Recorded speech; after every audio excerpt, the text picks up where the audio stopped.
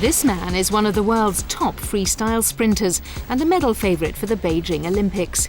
At the Swimming World Championships in Australia earlier this year, he won the silver medal in the 50 metres freestyle and a gold in the 100 metres freestyle relay. We travelled to Raleigh in North Carolina recently to meet the hugely talented 23-year-old from New Jersey who's been hailed as a trailblazer in a sport that has so far struggled to attract athletes from diverse cultural backgrounds. Hey, Trans World Sport. My name's Cullen Jones, and this is my story. Growing up in New Jersey was not the most comfortable of situations. I didn't grow up in suburbia. I did grow up in an urban section of New Jersey. But there was a lot of gang-related activity. There were a lot of drug use, and it was no place for a swimmer to grow up. Yeah, I'm pretty psyched to start shaving. I was seen as different because I wasn't playing football and basketball. There was a lot of things that I went through with criticism from parents, not so much the swimmers, more the parents. And I kind of blacked it out and just kind of continued just having a good time with what I was doing, and that's what swimming was. I mean, it still is that. It's just me having a good time. I noticed that when I was getting last place, no one had a problem. But once I started to win, then parents started to get really upset and started saying stuff to me. And, you know, there was a certain family that would say stuff to me, and I just kind of ignored them the entire time. And then after a while, my senior year in high school, I was leaving, and they came up to me and they said that they were sorry for what they were saying to me, and like, you know, you're an inspiration and everything like that. And I mean, you take it with a grain of salt, but at the same time, I know that if I would have let them get a rise out of me, it would have probably been a completely different situation.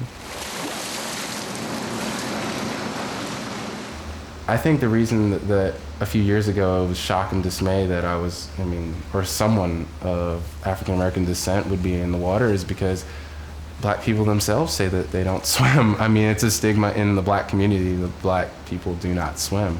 And when an entire culture believes that, I mean, I think everyone else is going to start to believe that too.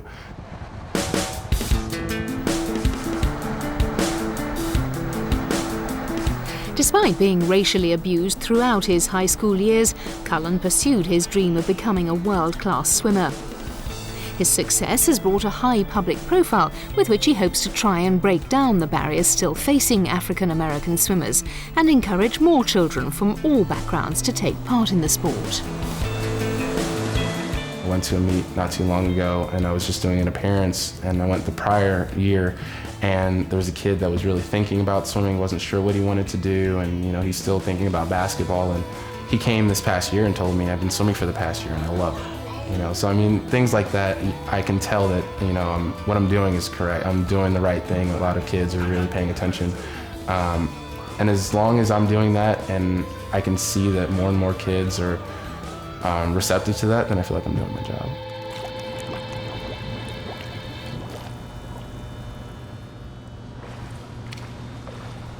I still feel like if my performance isn't up to par, then, I mean, the spotlight goes off. I mean, no one's gonna be paying attention to me if I'm not going fast. So, I mean, personally, there are a lot of goals swimming-wise that I would love to break a world record. I mean, that's an individual world record. I'd love to see more African Americans doing other sports besides basketball and football. I just think that it's hurting the community more than it's helping, that so many kids are putting their eggs in one basket and thinking that, you know, I'm gonna be the next Michael Jordan. I'm gonna be the next Deion Sanders. And if it doesn't work out because the window is so small, then what do they do? And I think it's hurting the community more than it's helping. I know a lot of parents have the stigma that, you know, black people don't swim. Go against your parents a little bit, just a little bit. I mean, I'm not saying to completely go against them, but just ask them to try it. And if you feel that strongly about it and you love it, then try to convince them, because that's kind of what I had to do with my dad. My dad wanted me to play basketball. He did not want me to swim. And luckily I had my mom on my side that she said, no, let him do what he wants to do. And I was able to do that. But I did actually have to go against my father's wishes. Before he started to swim regularly, Cullen used to participate in gymnastics, and as a child he wanted to be a dancer. However, after watching a friend at a swim meet when he was 8, he decided to take up swimming. After his breakout year in 2005, he has improved steadily and has since signed a reported 7-figure sponsorship deal with the sports apparel firm Nike.